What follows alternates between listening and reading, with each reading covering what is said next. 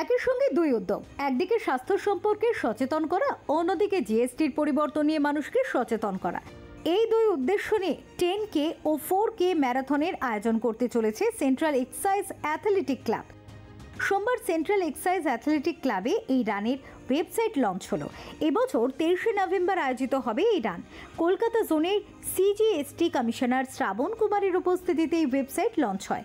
এই প্রথমবার এই ধরনের রানের আয়োজন করেছেন তারা।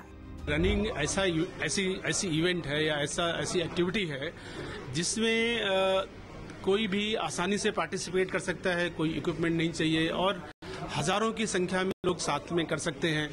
तो हम लोग जीएसटी में जो काम कर रहे हैं और जैसा अभी बदलाव जीएसटी में लाए जा रहे हैं जो 2-3 महीने में और आएंगे, तो नवंबर ऐसा समय होगा जब हम जीएसटी के कई सारी नई चीज़ों को हम प्रेजेंट करेंगे, तो जनता को वो बदलाव बताने का एक मौका भी रहेगा। ये run for GST, run for Calcutta, तो इसलिए हम लोग जा रहे हैं कि बिकॉज दोनों ही चीज़ें, हेल्थ, हर सिटीजन का हेल्थ बहुत इम्पोर्टेंट है और रनिंग उसके लिए सबसे इजी इवेंट है।